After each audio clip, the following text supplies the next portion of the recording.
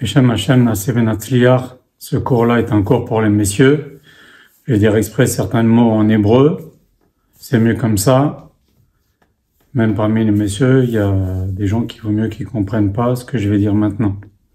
Ce cours porte sur le Erev Rav, selon les enseignements du Harizal. Tout ce que je vous dis, c'est ce que dit le Harizal. Vous allez voir dans Sefer Alikutim. Il en parle très souvent dans les parachutes que je vais citer maintenant. Et ça va nous permettre de comprendre beaucoup de choses dans Bereshit et dans Shemot. Des choses qui sont très étranges, comme le déluge, comme la tour de Babel, comme l'esclavage en Égypte. Et pourquoi Moshe Rabbeinu a insisté tellement pour sortir ce Erev Rav? Il nous a fait que des problèmes, ce Erev Rav. À cause de Yel Vodor, à cause de Moshe Rabbeinu, il revient dans chaque génération. On va parler de tout ça, Bezrat Hashem.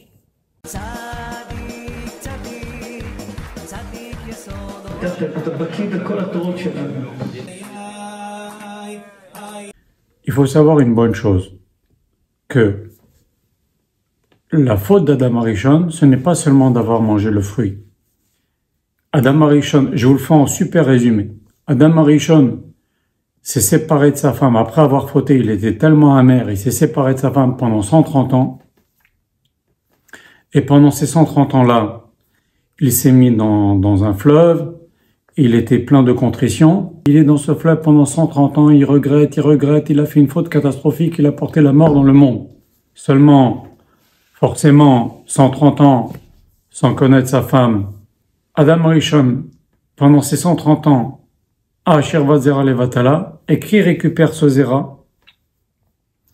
C'est la reine de la force du mal, ça commence son nom par Eli, Amevin Yavi. Très bien. Et qu'est-ce qui est sorti de tout ça? De cette reine de la force du mal et de ce Zera d'Adam Arishon, il est sorti tous les Shindalet qu'il y a dans le monde. Et toutes les forces du mal. Ça s'appelle dans le Lachon de Chachamim, Nig'e Bene Adam. C'est des hommes, moitié hommes, et c'est un peu homme, mais c'est pas des vrais hommes, c'est des Shindalet. Très bien. Maintenant, pour arriver à arranger ces choses-là, toute l'histoire de l'humanité ne suffira pas. Parce qu'Adam Arishon, contenant toutes les âmes de tous les hommes, chaque chose qu'il a fait a des conséquences pour toutes les générations. Et donc on va voir que Akadosh Baruch Hu va donner une chance à ces Neshamot-là qui ont été prises d'Adam Arishon dans son Zera Levatala. Il va les faire revenir, ces Neshamot-là, à différentes reprises. Premièrement, à l'époque du déluge. C'est pour ça qu'ils étaient tellement portés par le mal sexuel. Tellement il y avait de débauches. Et donc, qu'est-ce qu'il leur fait à Akadosh Baruch Hu? Il les noie. Puisqu'il ne se répare pas, il les noie. Comme ils ont été conçus dans l'eau, il les noie. La même chose. Après, Akadosh Baruch Hu les fait revenir, et ce sont eux qui vont construire la tour de Babel. Mais il y en a déjà moins.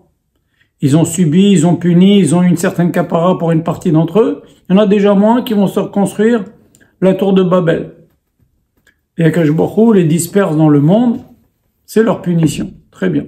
Et maintenant, il y a une partie qui va être en Égypte, qui va venir en Égypte, parmi ces Neshamot-là qui vont revenir de nouveau en Gilgoul en Égypte. C'est pour ça que Yosef Hatzadik, c'est quelque chose d'incompréhensible. Il demande aux Égyptiens de se faire la Brit Mila. Vous n'êtes jamais demandé. À quoi ça sert de demander ils n'ont pas la mitzvah de faire la Brit Mila. Alors, pourquoi Yosef leur demande de faire la Brit Mila? Parce que, étant des Gilgoulim de ces Neshamot-là, qui sont très attirés par les fautes sexuelles, c'est pour ça, vous savez bien que nos Chachamim disent que l'Égypte, c'est Ervat Haaretz, l'Égypte, c'est l'endroit le plus impur du monde au niveau des Harayot. Ça a commencé, la Torah donne tout de suite la couleur avec Yosef et Poutifar, mais pas seulement. C'était le pays où il y avait le plus d'impureté au monde. Impureté des Harayot, impureté aussi de sorcellerie. Et donc, Yosef Hatzadik leur dit, faites la Brit Mila, ça va peut-être les calmer. Très bien.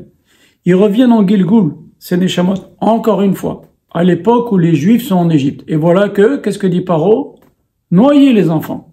Encore une fois, on noie comme on a noyé. Ceux qui ont été noyés à l'époque de Noir, ils reviennent en Gilgoul dans ses petits-enfants juifs, et encore une fois, ils sont noyés. Ça fait partie de leur tikkun. Et ceux qui ont construit la tour de Babel, ils reviennent en Gilgoul, ils construisent quoi? Et Pitom, et Ramsès. Je vous le dis en très grand résumé. Très bien. Maintenant, il y a une partie de ce Erev Rav, de ces Neshamot-là, qui veulent sortir d'Égypte. Akash Baruch Hu ne veut pas les sortir d'Égypte. Ils sont pas de la descendance d'Abraham, Isaac, Yaakov. Akash Baruch Hu ne veut pas les sortir d'Égypte. Moshe Rabbeinu dit, je veux les sortir d'Égypte. Pourquoi? Parce qu'il faut savoir une bonne chose.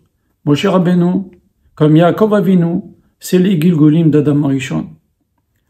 Moshe Rabbeinu, il a eu différents Gilgulim. D'abord, il a été le Gilgul de Haevel, qui même a été revenu en Gilgul d'Anchet, et Moshe Rabbeinu, il était le Gilgul de Haevel et de Shet. C'est pour ça que vous verrez dans ce cours-là que Moshe Rabbeinu, il fallait absolument qu'il tue l'Égyptien, puisque l'Égyptien était le Gilgul de la partie mauvaise de Caïn, et dès qu'il a tué l'Égyptien, la bonne partie de Caïn est venue chez Yitro, et Yitro a eu l'idée de se convertir. Et c'était quoi l'histoire entre Havel et Caïn? Tu es jaloux parce que moi j'ai 2 jumelles et toi, tu n'en as qu'une. Caïn était jaloux de Havel, il a tué Havel. Maintenant, Moshe Rabbeinu qui revient est le Gilgul de Havel, il va se marier avec la fille de Yitro, qui lui donne une de ses filles, et la deuxième, c'était celle avec laquelle Moshe Rabbeinu s'est marié sans rien faire, en Éthiopie. Regardez ce cours qui parle de l'histoire de Myriam dans Parashat Balotra, dans lequel on explique tous ces inyan-là, de réparation entre Havel et Caïn, entre Moshe et Yitro. Et donc Moshe Rabbeinu étant le Gilgul d'Adam Arishon, il sait qu'il a une part dans ce Erev Rav, puisque ce Adam Arishon, il a eu ce Zera Levatale, et à cause de ça, il y a ces Neshamot-là qui viennent, qui font du mal, qui sont mauvaises. Mais il y a parmi elles certaines qui veulent sortir. Moshe Rabbeinu dit non, je veux les arranger, ça fait partie de mon tikkun, je suis le tikkun d'Adam Arishon. Puisque vous voyez que la mère de Moshe Rabbeinu, elle a eu Moshe Rabbeinu à 130 ans. L'âge à laquelle Chava a retrouvé Adam. La même chose, si vous voulez remonter plus loin, on avait dit que Yaakov Avinu aussi, c'est le Gilgul d'Adam Arishon, puisque Rivka lui dit, Béni, Shema, Bekoli, mon fils, écoute-moi, déguise-toi à Esav, écoute-moi maintenant, pour permettre à Rivka, qui était le Gilgul de Chava, de réparer la faute, celle qui a forcé Adam Arishon à manger. Donc elle lui dit, maintenant écoute-moi pour le bien. J'ai apporté la mort dans le monde, maintenant tu vas m'écouter. En forçant Adam Arishon, il m'a écouté. Toi, maintenant, Yaakov Avinu, qui est mon fils maintenant, mais qui est le Gilgul d'Adam Arishon, et elle, c'est le Gilgul de Chava, elle lui dit, maintenant, écoute-moi. On va réparer. Mais tu vas m'écouter, mais pour le bien. Et donc, Yaakov Avinu, il arrive en Égypte, je vous le donne en mille, à quel âge? 130 ans. Une fois qu'il a fait le tikkun de ces 130 ans qu'Adam Arishon a perdu du Zera dans ce fleuve, il a commencé à avoir du bonheur. Les Vayechi, les 17 années de Yaakov Avinu, qu'il a eu comme bonheur en Égypte. Et donc, Moshe Rabbeinu, il dit à Akash Baruch Hu, moi je veux les sauver, ces Neshamot. J'ai un chelek là-dedans. Akash Baruch Hu lui dit, non, ne les prends pas, ils vont faire des catastrophes. Moshe Rabbeinu, il dit, je veux, pourquoi? Parce que c'est un tikkun pour Moshe Rabbeinu, puisqu'il est responsable quelque part étant le Gilgul d'Adam Arishon. Et donc, il va les sortir. Et ça va être des catastrophes sur catastrophes. Et Moshe Rabbeinu, qui a insisté pour sortir le Erev Rav, qui vont entraîner la catastrophe, puisque Moshe Rabbeinu, il a réussi son tikkun, il a élevé tous les Bnei Israël au niveau d'avant la faute d'Adam Arishon, donc il a absolument réussi son tikkun, Moshe Rabbeinu. Seulement, comme il a fait venir le Erev Rav, patatras, il y a eu le veau d'or, et c'est comme s'il avait rien fait. Les Juifs, la mort et le revenu dans le monde. Alors avant le matin de Torah, les Juifs étaient arrivés au niveau d'Adam Arishon avant la faute, et la mort avait disparu du monde. Et donc, ce Erev Rav, comme Moshe Rabbeinu insistait pour sortir, ils vont faire venir la mort dans le monde de nouveau. Et après, ils ont fait plus d'une fois des catastrophes dans Israël. Parmi les 10 fois où les Bnei Israël ont énervé Akadosh Baruch Hu, plusieurs fois, c'était le Erev Rav qui a entraîné ces choses-là. Non, très bien terminé, dans Sefer Devarim, il y a marqué « Vitaber bi Hashem ». Moshe Rabbeinu dit Akadosh Baruch Hu s'est mis en colère contre moi. Vitaber, c'est aussi le Ibur Neshama. Vous verrez dans ce cours ce que c'est le Ibur Neshama. Le Harizal nous dit que Moshe Rabbeinu revient tous les 50 ans dans la Neshama d'un tzaddik Dans chaque génération, il y a un Gilgul de Moshe Rabbeinu ou une étincelle de Neshama de Moshe Rabbeinu. Et il vient maintenant réparer la faute qu'il a fait d'avoir sorti le Erev Rav. Et donc, il vient lutter contre ce Erev Rav. Parce que dans chaque génération, il y a des juifs qui font partie du Erev Rav. Alors, qu'est-ce que c'est ce Erev Rav? On peut avoir dans la même famille un juif qui fait partie du Erev Rav, un juif qui fait pas partie du Erev Rav. C'est quoi la définition de Erev Rav? C'est très simple. C'est très facile à reconnaître. Les gens qui luttent contre la Torah. Les gens qui luttent contre la Torah, ils font partie du Erev Rav. Mais ça va très loin. Le Zohar Kadosh nous dit, vous pouvez avoir des gens qui font partie du Erev Rav, qui construisent des synagogues pour leur kavod. Il n'y a pas de l'Echem Shamaim, il n'y a pas d'amour de Torah, et au contraire, la haine des Rabbanim, la haine des Tzadikim, la haine de la Torah. Ces gens-là, c'est ce qu'on appelle aujourd'hui le Erev Rav. C'est des Neshama, c'est ces Neshamot-là qui viennent et qui continuent à faire du mal.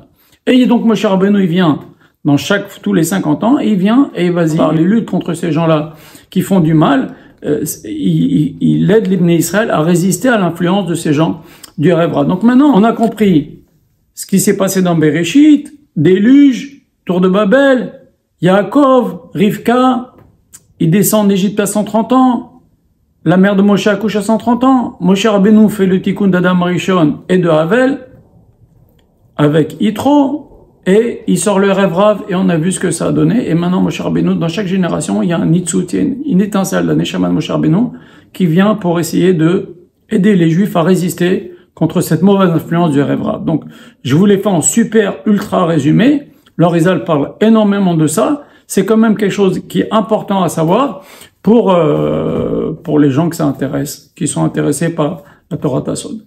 Qu'Hachem vous bénisse.